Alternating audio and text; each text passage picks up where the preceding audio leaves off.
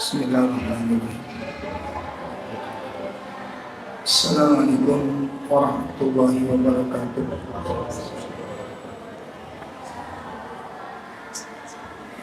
Alhamdulillahi rabbil alamin. Wassalatu wassalam alal anbiya wal mursalin wa ala alihi wa ashabihi wa man tabi'ahum bi ihsanin ila yaumiddin. Asyhadu an la ilaha illallah wahdahu la syarikalah wa asyhadu anna Muhammadan abduhu wa rasuluh. Allahumma salli wa sallim wa barik ala nabiyyina Muhammadin wa ala alihi wa ashabihi wa man tabi'ahum bi ihsanin ila yaumiddin. Ya ayyuhalladzina amanu taqullaha haqqa tuqatih wa la tamutunna illa wa antum muslimun. Amma ba'd. Ikhwatul iman, bapak-bapak, ibu-ibu, jamaah majelis taklim yang semoga dimuliakan Allah Subhanahu wa taala. Alhamdulillah, di sore ini kita diizinkan oleh Allah Subhanahu wa taala untuk bisa hadir dalam kajian rutin kita, yang kali ini kita bersama-sama dengan majelis taklim Mutiara Hikmah bersama dengan Masjid Pondok Mutiara. Mudah-mudahan ilmu yang akan kita pelajari menjadi ilmu yang bermanfaat, dan semoga Allah memberikan kekuatan lahir batin kepada kita untuk bisa mengamalkan ilmu-ilmu tersebut. Menindaklanjuti pembahasan kitab Mukhalafatun Nisaiyah, yakni tentang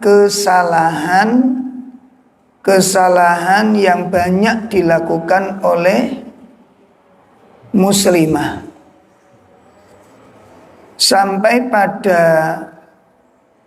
bab akidah, yakni poin atau bab 9, membenci hukum-hukum yang diturunkan Allah dan menghujat hukum-hukum tersebut. Ini termasuk kesalahan yang sering dilakukan oleh kebanyakan muslimah terhadap agamanya sendiri.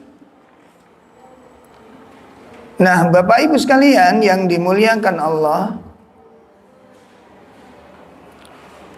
membenci hukum-hukum yang telah Allah turunkan dan mencelanya atau menghujatnya, itu merupakan bagian dari al-kabair, termasuk dari dosa-dosa besar, dan juga termasuk dari nawaqidil Islam. Masya Allah, na'udzubillah, ya, yakni perbuatan yang bisa membatalkan keislaman seseorang. Ini dosa besar, ya, karena dengan perkara tersebut, dengan mencaci hukum-hukum Islam, mencelanya, menghujatnya, akibat dari kebencian itu Karena kebencian itu kan mesti menghasilkan sesuatu gitu ya. Kalau orang benci terhadap sesuatu, maka dia akan mencela, menghujat, dan itu satu paket.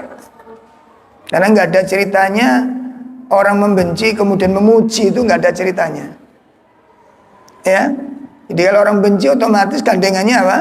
Mencela, menghujat, mencemooh, itu satu gandengan, satu paket itu. Itu satu paket. Nah, persoalannya adalah kalau yang kemudian dihujat, kemudian yang dicela, yang dicaci, itu adalah hukum yang Allah turunkan. Ini persoalannya di sini.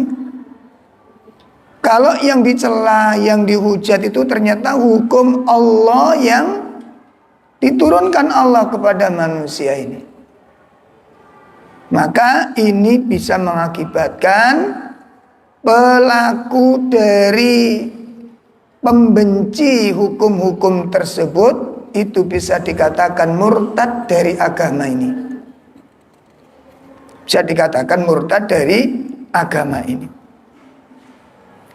Nah, bapak-bapak, ibu-ibu sekalian yang dimuliakan Allah Subhanahu wa taala, mari kita lihat di beberapa ayat secara umum. Ya, ayat kita secara umum, kita lihat dulu surat 43. Ya, surat Az-Zukhruf. Pada ayat 74 sampai 78.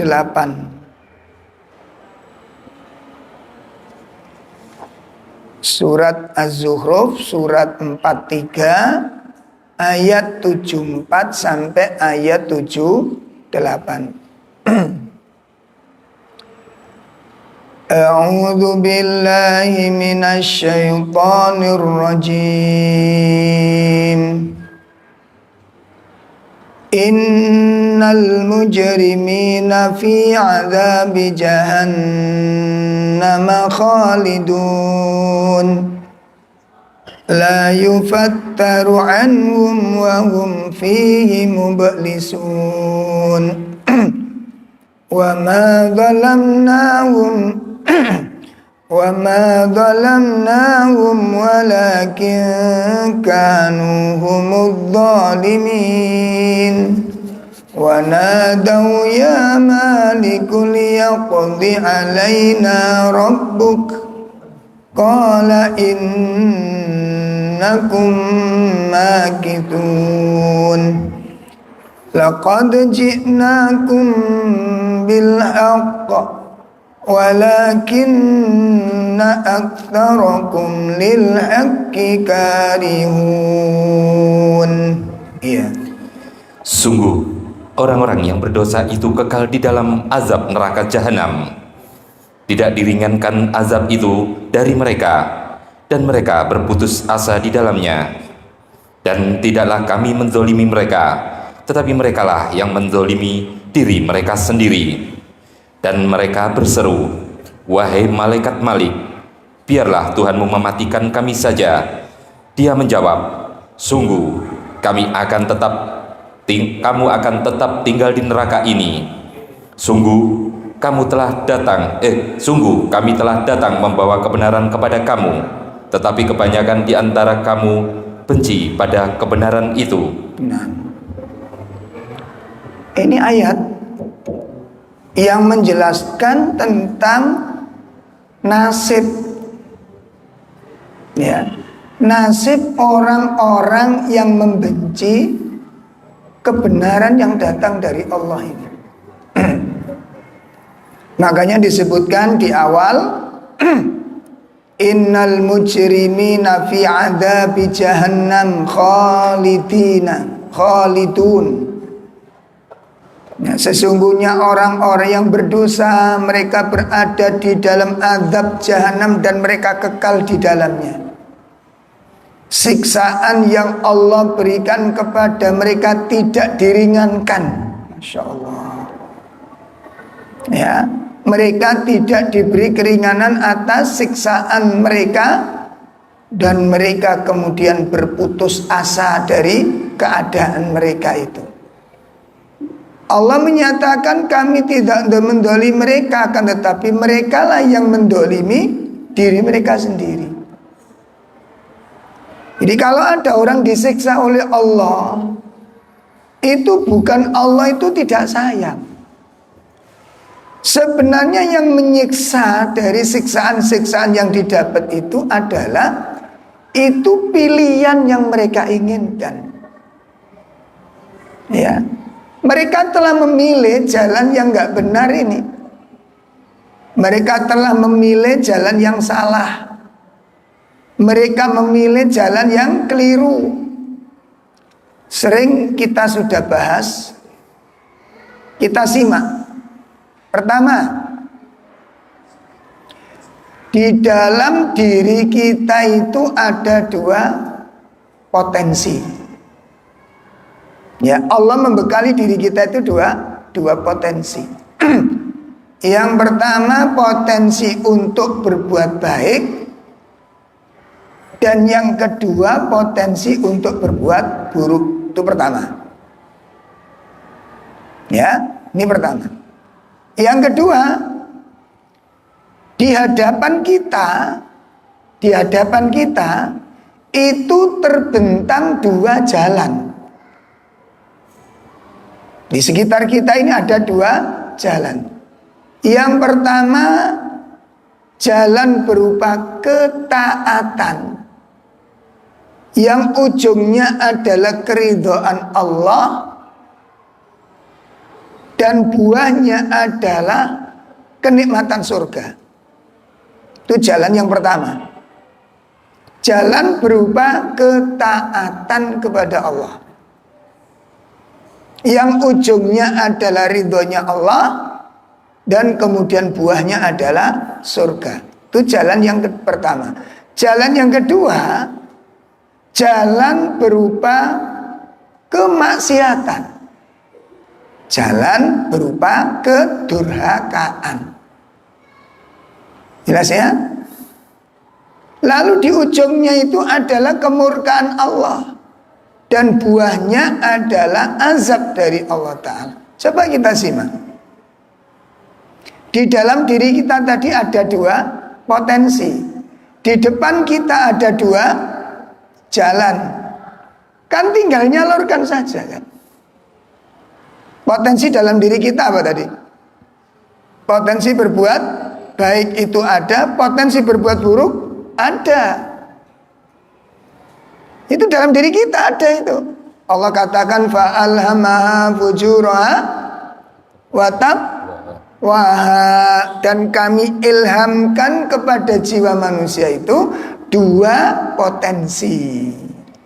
Yang pertama Allah berikan potensi untuk berbuat buruk, yang kedua Allah berikan potensi untuk berbuat baik. Ini dua ada potensi. Lalu di depan kita ini ada dua jalan. Allah sebutkan dalam surat Al-Balad, wa hadainahun najdain, kami berikan kepadamu dua jalan. Nah, pas toh nih, di dalam diri kita ada dua potensi, di depan kita ada dua jalan. Dua jalan itu apa? Satu jalan ketaatan, yang kedua jalan maksiat. Lah sing mbok pilih sing ndi? Ngono lho. Ternyata banyak yang milih maksiat. Kan sudah tahu ujungnya maksiat itu apa? Dosa, ujungnya dosa. Setelah dosa, kemurkaan Allah. Setelah itu, neraka. Berarti neraka itu pilihan sampean toh. Jelas ya? Kecuali kalau kita tidak dikasih kekuatan Allah untuk memilih kebaikan, kecuali. Wah, diri kita itu ada kesempatan untuk berbuat baik. Milih yang baik itu bisa kok. Ini Masya Allah. Jadi sebenarnya ini yang kenapa kamu pilih yang maksiat itu. Ya. Kenapa kamu itu kan pilih yang jenengan yang milih, seneng gitu kan. Kan sudah diberitahu, sudah dikabari apa belum? Kalau keburukan itu akibatnya begini, sudah sampai belum berita itu? Sampun dijelaskan wonten gene Quran, dijelaskan wonten gene sunnah. Dampak buruk dari sebuah maksiat itu luar biasa. diutarakan, diuraikan, dijelaskan secara rinci wonten ngene Al-Qur'an atau dijelaskan wonten ngene sunahipun Kanjeng Nabi sallallahu alaihi wasallam sampun dipun jelasaken. Ya, lalu kita memilih. Nah, setelah memilih kita putuskan saya milih maksiat. Kita tinggalkan ketaatan, Masya Allah. Yang kita pilih jalan maksiat, yang kita tinggalkan jalan ketaatan. Maka Allah katakan wa ma dzalamnahum walakin kanu humudz zalimun. Jadi kalau kamu nanti sampai tersiksa dan kamu disiksa, itu bukan Allah zalim kepada kalian, tapi kalian yang telah apa? Mendolimi diri kalian sendiri. Karena kamu sudah memperlakukan dirimu sendiri demikian. Makanya kan, ngapunten Pak, yang waktu dijelaskan oleh Syekh Shalih Fauzan bahwa muamalah itu kan ada 3 kan. Muamalah dalam Islam niku wonten 3. 1, muamalah terhadap Allah Subhanahu wa taala. Gitu? Bentuknya gimana? Bertakwa kepada Allah dalam setiap keadaan. Itu muamalah kepada Allah.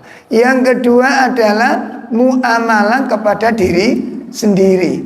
Artinya bagaimana seseorang memperlakukan dirinya sendiri. Jadi kalau kemudian ada dalam satu waktu ada 2 hal. Contoh ya, kayak kemarin musimnya sepak bola, Piala Dunia, dunia. Saya pas ngaji di salah satu masjid, takmirnya mengizinkan jamaahnya, Ustaz barangkali nanti sepi soal ini, wonten sing nonton bal-balan. Ya, karena ada pecinta sepak. Tapi berkenaan dengan waktu itu bertepatan dengan jadwal ngaji. Kan sudah disuruh milih kita ini. Yang dipilih yang mana? Ternyata sepak bola. Lah ya, itulah pilihanmu. Berarti itu yang kamu perlakukan kepada dirimu sendiri. Nah iya kan? Atau ada maksiat di depan mata kita. Ya, ada maksiat di depan mata kita. Kan Quran sudah mengingatkan. Al-Quran sudah memberikan peringatan. Maksiat itu berakibat buruk ke dalam hati, ke dalam jiwa, ke dalam badan. Itu berakibat buruk, Pak. Makanya tadi sore baru saya baca, dapat share-sharean dari teman-teman ustadz-ustadz, ketika ada sebuah nasihat dari Imam Fudail bin Iyad, ya, mengungkapkan apabila kamu malam tidak bisa tahajud, siang tidak bisa berpuasa sunnah, maka ketahuilah sing menghalangi itu ada dosamu. Yang menghalangi itu adalah apa? Dosamu. Astagfirullah. Ini. Makanya ke depan ini kita bagaimana memperlakukan diri sendiri. Awak diriku dikongkon milih apa, silakan Anda pilih yang mana. Makanya ini Quran yang dijelaskan, faman syaa'a falyu'min wa man syaa'a falyakfur. Barang siapa yang ingin beriman, silakan dia beriman. Ya, faman syaa'a falyakfur. Barang siapa yang ingin kufur, maka silakan dia kufur. Masya Allah. Itu bukan kok Allah memberikan kebebasan begitu, bukan. Bukan Allah memberikan kebebasan, bukan. Namun kita disuruh berpikir, yang kemudian disuruh menentukan. Pun, ini ayat yang pertama yang menjelaskan tentang persoalan tersebut. Maka ketika mereka tersiksa dengan siksaan yang mengerikan tadi itu, dia berteriak kepada malaikat Malik, ya malaikat Malik, liyaqdi alaina rabbuk. Kenapa Allah tidak membunuh saja sekalian? Ya, Ini kan yang kita ragukan dulu bikin guyonan itu kan. Ya neraka engko tak jegurane, neraka engko tak ubuk. Ya sekarang ubakan sekarang. Kita pikir neraka itu kolok telo apa ya. Gambaran kita itu nggak merinding gitu loh, sudah diberikan peringatan itu. Makanya kita kan berani. Makanya kenapa sering saya sampaikan. Ya. Yang menyebabkan seseorang berani nekat nerjang sing dilarang itu kebanyakan apa? Karena sudah tidak takut kepada dosa. Karena itu kan, makanya berani maksiat. Soalnya wis gak wedi karo dosa. Ngaten, wong niku wedi karo penjara tapi gak wedi karo neraka ya. Lagi mboten? Untuk selamat dari penjara niku apa carane dituku dosane, dituku kesehatane. Beli ini, beli itu, sumbang sana, sumbang sini, nyuap sana, nyuap sini, supaya dia tidak masuk ke dalam penjara. Hari itu dia bebas dari hukuman. Lupa. Masih ada satu sidang yang dia lupakan. Yakni ketika orang disidang di hadapan Allah. Udah gak bisa, maka kamu sogok dengan apa Allah ini? Makanya diingatkan oleh Allah untuk menebus sebuah kejahatan ini. Ya, untuk menyelamatkan diri. Maka sampai Nabi mengatakan apa? Selamatkan dirimu dari api neraka walaupun dengan satu butir kurma, walau bisyikki tamrah. Kalau memang bisa kamu lakukan, lakukan sedekah. Karena itu bisa menyelamatkan kamu dari azab Allah. Kenapa Nabi menggambarkan seperti? Karena azab neraka itu gak main-main. Dan orang meremehkan dalam kehidupan dunia ini. Masya Allah. Meremehkan dalam urusan dunia ini. Nah ini. Maka ketika mereka berteriak-teriak demikian, ya mereka tidak merasa kuat dengan siksaan yang Allah berikan pada mereka sampai mereka minta dimatikan saja. Kenapa Allah tidak mewafatkan kami saja? Allah matikan kami saja. Maka malaikat Malik pun mengatakan innakum makitun. Tidak, kata malaikat Malik, kamu akan dibiarkan terus berada di dalam siksaan ini. Kenapa demikian? Malaikat Malik menjelaskan, laqad ji'nakum bil haqq. Ya, kami sungguh telah datang kepada kalian dengan membawa kebenaran. Syariat Allah telah kami sampaikan kepadamu, risalah dari Allah telah kami sampaikan kepadamu, walakinna aktsarakum lil haqqi karihun. Namun kalian kebanyakan orang-orang yang benci dengan risalah ini. Nih kan, yang menjadikan orang tidak diringankan siksaannya itu karena mereka benci dengan syariat Allah dan hukum-hukumnya ini. Itu yang ayat pertama. Dalil yang kedua kita lihat surat 47.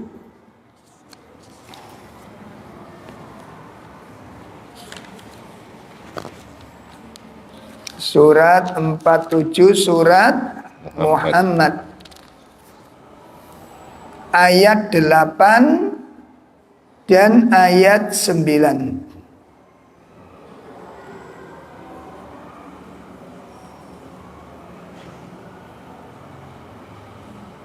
A'udzu billahi minasy syaithanir rajim. Walladzina kafaru fata'sal lahum wa adalla a'malahum. Dzalika bi annahum karihu ma anzalallahu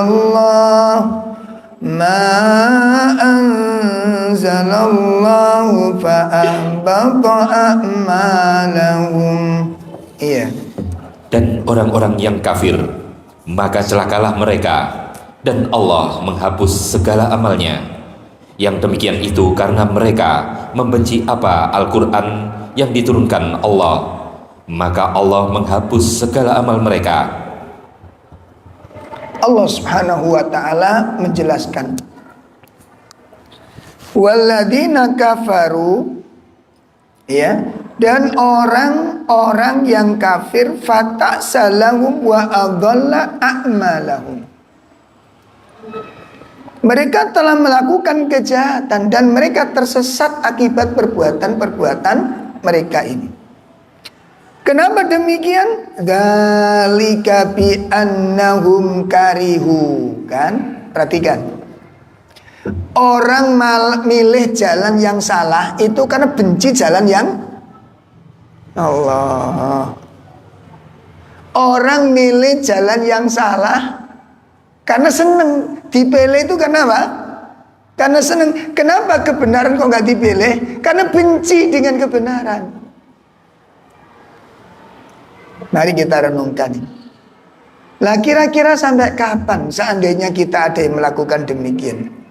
Kita membawa diri kita dalam hal seperti ini sampai kapan? Insya Allah. Nah, bapak-bapak, ibu-ibu sekalian yang dimuliakan Allah, maka sikap benci kepada hukum-hukum Allah atau membenci syariat itu nanti ada follow up-nya, Pak. Ada follow up-nya, ada apa namanya? Jadi kalau seperti orang senang itu ada kelanjutannya, ada follow up-nya. Orang senang otomatis memuji, kan begitu. Kalau orang membenci apa? Mencela. Nah begitu. Jadi celaan-celaan yang disampaikan, hujatan-hujatan yang disampaikan itu adalah unek-unek dalam hatinya yang menunjukkan bahwa itu bukti dia tidak suka dengan syariat yang sedang dicela itu. Jelas ya? Dia membenci syariat Allah Subhanahu wa taala, macam-macam orang berkomentar. Sekilas pandang orang menggunakan logikanya. Seperti maaf, orang menghujat syariat yang namanya poligami. Itu materi yang paling gak disukai ibu-ibu itu. Ya, materi yang paling berat. Makanya saya tidak pernah dimintai orang, Ustadz, bahas masalah ini tolong disinggung. Mumpung saya belum dipecel sama ibu-ibu. Coba perhatikan, kita menghadapinya dengan logika. Sekarang panjenengan bisa saksikan hari ini keadilan Allah itu. Berapa akhwat muslim yang terlantar? Dengan jumlah penduduk laki-laki yang lebih sedikit dari perempuan. Aku gak manas-manasin sampean lho Pak ya. Aku gak manas-manasin jenengan. Cuma kita bicara hukum itu, keadilan Allah itu di situ Pak. Sampai ada yang menua. Itu belum yang janda sak pirang-pirang, belum yang gadis-gadis perak, Masya Allah. Ini dari sekian yang diambil cuma satu kan. Itu keadilan Allah. Terus yang lain untuk menjawab solusinya apa ini? Orang kafir solusinya zina. Mereka mencela poligami, tapi mereka menjatuhkan diri dalam kehinaan yang luar biasa. Bun, ini contoh. Terus ada lagi yang mencaci maki. Apa yang gak disukai? Ya, mencaci maki jenggot. Cuek kok dicaci maki. Tuh, lihat no alasan-alasan. Lawang Allah menumbuhkan jenggot itu kan ono hikmah itu. Ya kan? Kenapa yang beralis tidak kamu caci maki, pemotor rambutnya, hidupmu kok gak mbok caci maki? Allah tumbuhkan itu kan itu sesuai dengan Allah menciptakan kita itu dengan sebaik-baik penciptaan. Makanya ketika Ustadz Abu Rozan kerja di perusahaan, lalu dipanggil sama direksinya, disidang gara-gara merawat jenggot. Padahal jenggotnya Abu Rozan juga banyak, Pak. Ya kayak saya gini nih, dikit gitu. Itu dipersoalkan. Gara-gara kita ini produksi makanan, nanti kalau ini rontok ke makanan, ini jadi kotor. Langsung Abu Rozan gampang aja, kalau gitu rambutnya digondol aja semua. Hah? Apa masalahnya? Kenapa alismu nggak kamu celah? Yang tumbuh itu? Kenapa rambutmu tidak kamu celah? Kenapa jenggot di celah? Ketiakmu tidak kamu celah? Kenapa? Ini kan keinginan Allah. Allah yang menciptakan dengan rahasianya. Allah yang menciptakan dengan rahasianya. Diomongin ngalor ngidul, wes julukan-julukan yang mengerikan, sampai dari kalangan tokoh-tokoh muslim pun ikut berpartisipasi di dalam pencelaan ini.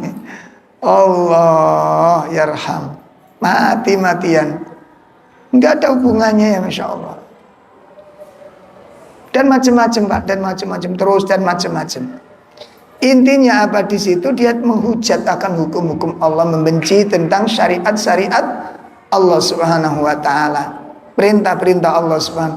Karena kalau sudah faktor kebencian, kacamata yang dipakai itu adalah kacamata keburukan. Jelas ya? Jadi kalau kacamata kebencian yang dipakai, yang dilihat semuanya itu akan baik, akan jelek, Pak. Semuanya. Perbuatannya akan jelek, senyumnya akan jelek, kebaikan-kebaikan yang dilakukan pun tidak diakui kebaikan. Kelembutan sifatnya nggak diterima, karena satu yang dicela itu. Satu yang dicela. Ini merupakan sebuah kerusakan yang sangat amat besar sekali. Masya Allah. Makanya di dalam surat apa tadi? Muhammad 47 ayat 9, dzalika bi annahum karihu ma anzalallah. Yang demikian itu disebabkan karena kamu benci dengan apa yang Allah turunkan, fa ahbata a'malahum, dan kemudian dengan kebencianmu itu Allah menghapus seluruh amal-amal kebaikan yang kamu lakukan. Nah, jamaah sekalian yang dimuliakan Allah, maka di antara dampak buruk akibat kebencian terhadap syariat Allah ini melahirkan sifat istihza. Itu salah satu dampak buruknya. Ya, jadi karena kebencian melahirkan sebuah sikap istihza. Napa istihza itu? Istihza itu memperolok-olok agama. Namun ketika ditanya, aku cuma guyon. Ketika didesak, ketika ditanya, kenapa kamu bilang, aku cuma guyon saja, aku cuma bergurau saja. Itu jawabannya. Ya. Dan di dalam Al-Quran banyak ayat-ayat menjelaskan tentang istihza ini. Mari kita simak salah satu ayat yang menjelaskan istihza ini. Kita buka terlebih dahulu, ada dua ayat nanti akan kita bahas, ada dua surat. Yang pertama kita lihat surat Al-Baqarah ayat 14 dan 15. Surat 2 ayat 14 dan ayat 15. A'udzu billahi minasy syaithanir rajim. Wa idza laqul ladzina amanu qalu amanna wa idza khalau ila syayatinihim qalu inna ma'akum innama nahnu mustahzi'un Allahu yastahzi'u bihim wa yamudduhum fi tughyanihim ya'mahun Ulaika alladzina ishtarawud dhalalata bil huda fama rabihat tijaratuhum wa ma kanu muhtadin. Iya. Dan apabila mereka berjumpa dengan orang yang beriman, mereka berkata, kami telah beriman. Tetapi apabila mereka kembali kepada setan-setan para pemimpin mereka, mereka berkata, sesungguhnya kami bersama kamu, kami hanya berolok-olok. Allah akan memperolok-olokkan mereka dan membiarkan mereka terombang-ambing dalam kesesatan. Mereka itulah yang membeli kesesatan dengan petunjuk, maka perdagangan mereka itu tidak beruntung dan mereka tidak mendapat petunjuk. Insyaallah ini. Ya, Allah katakan ini peristiwa orang-orang munafik. Ya, orang-orang munafik itu dari zaman ke zaman memang seperti itu. Ya, kalau disebutkan di sini wa idza laqul ladzina amanu, apabila mereka bertemu dengan orang-orang yang kufur kepada Allah. Kami ini bagian dari kamu, kami bagian dari kamu, kamu dengan saya sama, insyaallah. Lalu dia katakan innama nahnu mustahzi'un. Nah, kalau kalian melihat kami bermesraan, jabatan tangan kaum muslimin, kami beriman kumpul, itu kami cuma bergurau saja, sandiwara saja persaudaraan kami kepada orang-orang muslim itu. Coba Allah ungkapkan rahasia yang disimpan oleh mereka ini. Makanya ayat-ayat begini paling ditakuti, Pak, karena membongkar hal-hal yang disimpan oleh mereka ini.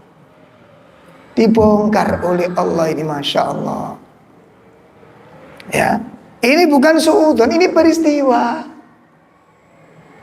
Ini bukan suudon, ini sebuah peristiwa. Nanti kalau jenengan dalami, Pak, makanya kalau kita ngaji tafsir Quran, kalau bisa yang runtut, itu nanti ngoncei diri kita sendiri, bukan orang lain. Ya, kita nggak usah ngurusin, kita ngoncei siapa? Diri kita sendiri, diompesi tinggal didik, ngoten niku.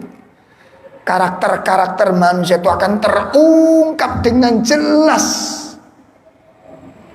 Penyakit-penyakit hati yang tersembunyi, kebiasaan-kebiasaan, nek penyakit ini kok gandengan ini kok dijelaskan rinci wonten ngene Quran ini.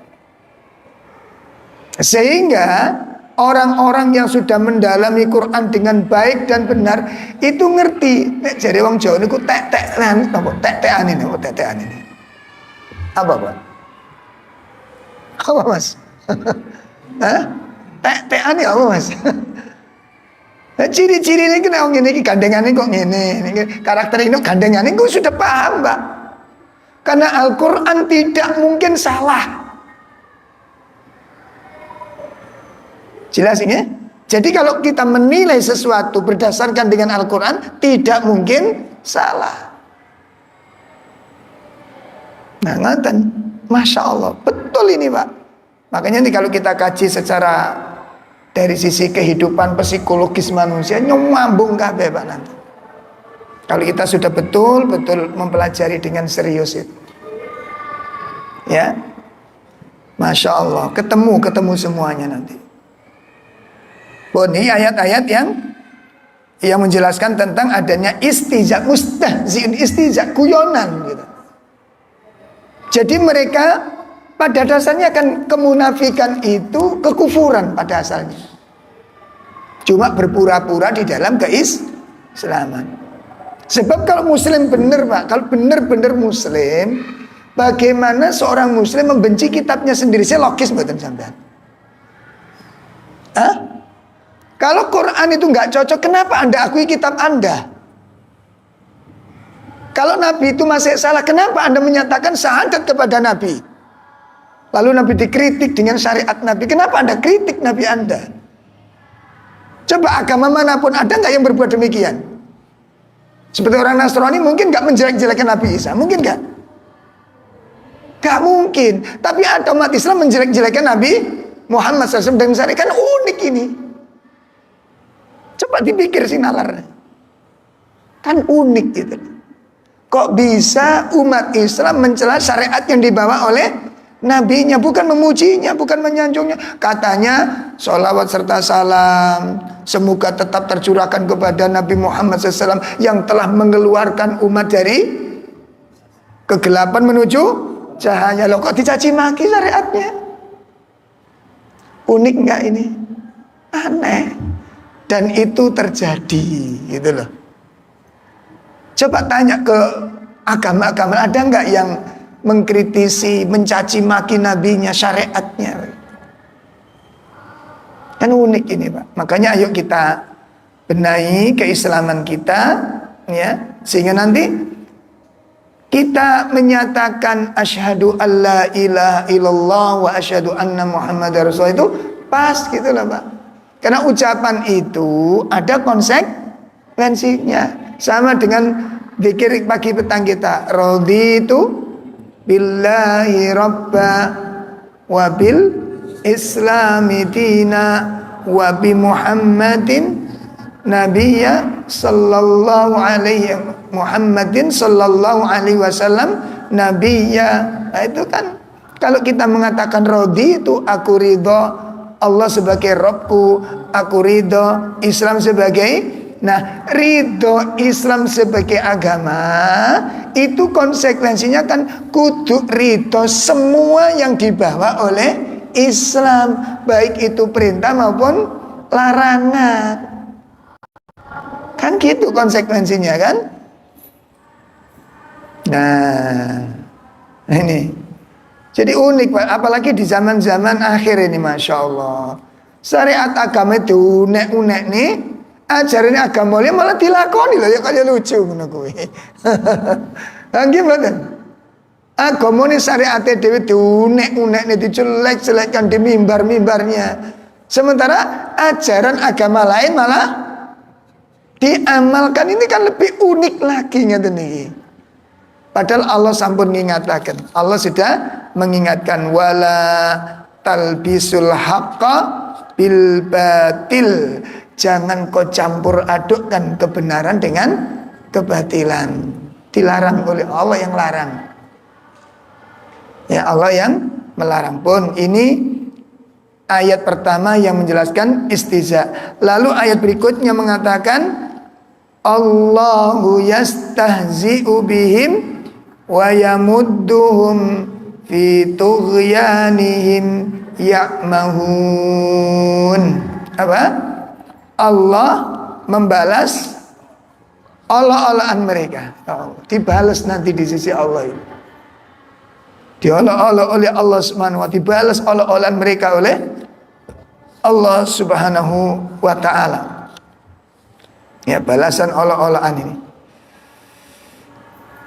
Nah, Bapak-bapak, ibu-ibu sekalian, ini ayat yang pertama, surat pertama yang berkaitan dengan istihza. Munculnya apa?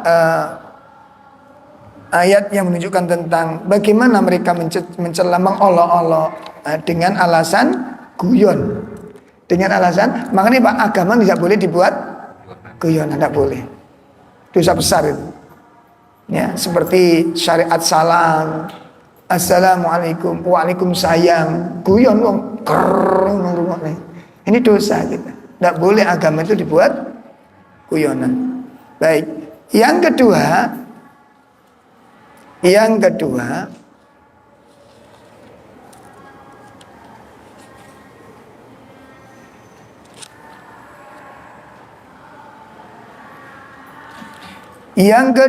adalah surat At-Taubah. Surat At-Taubah ayat 65 dan 66. Surat At-Taubah surat 9 ayat berapa tadi? 65 dan 66. Iya. Wala in sa'altahum la yaqulunna innama kunna nakhudu wa nal'ab qul abillahi wa ayatihi wa rasulih kuntum tastahzi'un la ta'tadhiru qad kafartum ba'da imanikum innafu an ta'ifatin minkum nu'adzib ta'ifatan bi'annahum kanu mujrimin. Iya. Dan jika kamu tanyakan kepada mereka, niscaya mereka akan menjawab, sesungguhnya kami hanya bersenda gurau dan bermain-main saja. Katakanlah, mengapa kepada Allah dan ayat-ayatnya serta Rasulnya kamu selalu berolok-olok? Tidak perlu kamu meminta maaf, karena kamu telah kafir setelah beriman. Jika kami memaafkan sebagian dari kamu karena telah taubat, niscaya kami akan mengazab golongan yang lain, karena sesungguhnya mereka adalah orang-orang yang selalu berbuat dosa. Ini ada asbabun nuzulnya, Pak. Jadi ayat ini diturunkan itu ada sebab. Sebagaimana telah dinukilkan ya di dalam tafsir Ibnu Katsir,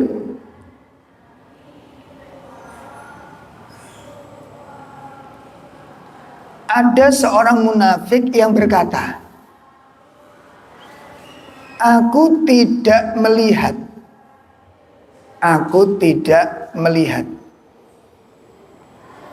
Perut korik kita,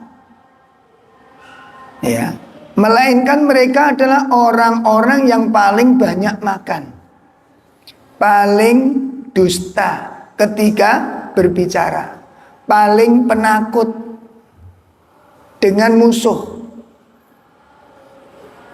Ya, dia maksud korik kita itu adalah para sahabat. Jadi nggak ada orang yang paling pengecut dibandingkan dengan korik kita ini. Nek makan doyan makan, perut mereka buncit-buncit, tapi takut dengan musuh. Nah, ini kalimat yang dipakai oleh mereka, istihza'nya ini. Akhirnya begitu ditanya, apa maksud omonganmu tadi? Mereka mengatakan apa? Innama kunna nakhudu wa nal'ab. Sesungguhnya apa? Kami hanya bersenda gurau, kami cuma guyon saja. Kami cuma bermain-main saja. Akhirnya apa? Peristiwa ini dilaporkan kepada Nabi Shallallahu Alaihi Wasallam. Nah, begitu dilaporkan turun ayat. Yang mana turun ayat itu menjelaskan bahwa mereka bukan untuk guyonan, mereka sengaja apa? Mengolok-olok kaum muslimin, mengolok-olok para sahabat, menghina para sahabat, meremehkan para sahabat. Akhirnya sampai kepada Nabi SAW. Setelah dilaporkan, orang yang dilaporkan tadi ngerti, Pak, kalau Nabi sudah tahu tentang masalah ini. Sampai si orang tersebut yang ngomong tadi itu minta maaf kepada Nabi, dan Nabi lagi menaiki apa? Kudanya, dan dia lari-lari kecil mengikuti Nabi minta maaf. Sampai kemudian telapak kakinya itu terluka karena kena kerikil-kerikil dan tetap mengikuti Nabi. Dan Nabi mengatakan, kamu tidak perlu minta maaf, katanya. Karena dengan ucapanmu kamu telah jatuh ke dalam kekafiran. Hati-hati. Istiza, guyonan, yang alasannya guyonan tadi itu bisa mengakibatkan seseorang terjerumus di dalam kekufuran dan masuk di dalam kabair yang kita takutkan kalau benar-benar itu dari hatinya, ya, maka ini bisa menjadikan pembatal keislamannya. Berat di istiza nih. Maka untuk membahas istiza ini dengan lengkapnya bagaimana, nanti kita akan bahas tentang dari mana munculnya sikap istihza ini. Kok bisa muncul istihza itu, kenapa? Ya, kemudian bentuk-bentuk istihza iku opo ae. Dadi kula mbek sampean mangke cek napa? Biar apa? Biar enggak terjerumus ke situ gitu, Pak, nggih. Mbok ketoke kaya wae guyon tapi melok tiba, ingat, khawatirnya kita mengikuti jalan orang-orang yang salah. Ya maunya guyon ini banyak sekali, masya Allah, na'udzubillah min syarri dzalik. Ya apalagi kalau udah masuk di dalam dagelan, Mbak. Dunia dagelan itu rawan sekali. Ini rawan sekali, termasuk memperguyonkan teman yang mungkin fisiknya kurang baik. Kan biasanya buat bahan bahan lawaan. Padahal itu nggak boleh, dalam Islam nggak boleh, karena dengan menghina bentuk fisik itu menghina yang menciptakan. Ya, sama dengan kalau jenengan bikin kue terus rasanya kurang enak. Terus tak makan. Begitu saya makan, tengi ini gak enak ini. Iku sing kena sinten, Mbak? Hah? Yang kena siapa? Yang buat. Coba kalau waktu jenengan, kalau saya ngomong, saya nggak tahu, gitu kan? Kalau jenengan yang buat roti kau enak. Itu yang jenengan yang buat, kira-kira dengar kalimat saya begini gimana rasanya? Ayo coba gimana? Dan itu sering terjadi di kalangan kita karena ketidaktahuan, ya. Makanya Aisyah radhiyallahu an itu pernah keceplosan ngomentari Sofia. Ngomentari siapa? Sofia, karena cemburu. Jadi Nabi niku balik-balik nyebut Sofia, manggil Sofia, diceritakan Sofia. Lah gak trimo gitu loh. Aisyah niki mboten trimo. Sofia, wong perempuan pendek aja, gitu. Perempuan apa? Pendek aja. Dan memang Sofia niku agak pendek memang. Ya. Fisik. Nah, ini dalam hukum, ya. Kalau menyebutkan nama ciri dalam rangka untuk meremehkan, ini masuk ghibah yang diharamkan. Masuk ghibah yang diharamkan. Tapi kalau menyebutkan ciri untuk memperjelas ben wae cendolek gampang, itu enggak masalah. Contohnya jenengan kenal Ustaz Robo. Ya, tiang cilik niku lho, Pak. Ngoten niku lho. Ini enggak masalah, ngoten ya. Enggak masalah. Mana ciri-cirinya apa gitu ya. Itu enggak, karena dia tidak bertujuan untuk apa? Menghina atau meremehkan. Tapi kalau bertujuan meremehkan, ya, itu maka bisa masuk kategori dalam dosa yang besar. Maka untuk membahas istihza ini lebih lengkap, ya, nantinya asal usul istihza, ya. Kenapa kok bisa terjadi istihza? Orang memperolok-olok syariat Islam. Kenapa kok sampai begini?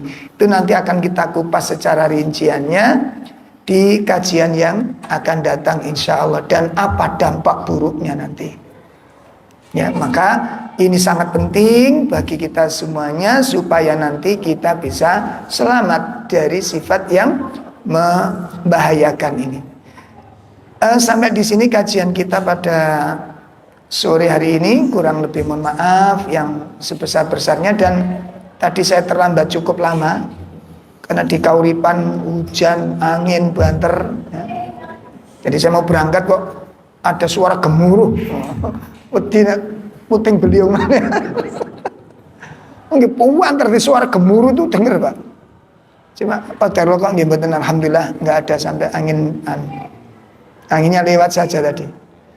Jadi saya minta maaf atas keterlambatannya, mudah-mudahan Allah mengampuni kita semuanya dan semoga kerawan panjenengan ke tempat ini menjadi amal soleh yang memberatkan timbangan kebaikan kita semuanya nanti. Amin ya rabbal alamin. Sallallahu ala nabiyyina Muhammad, subhanakallahumma wa bihamdika asyhadu an la ilaha illa anta astaghfiruka wa atubu ilaik. Assalamualaikum warahmatullahi wabarakatuh. Assalamualaikum. Rumahnya mana? Jalan Malik Ibrahim nomor B. Mana itu? Di sebelah mana sih rumahnya itu? Nggak tahu. Jalan Malik Ibrahim? Iya. Masya Allah. Jauh ya dari sini? Jauh? Enggak. Agak sedikit. Agak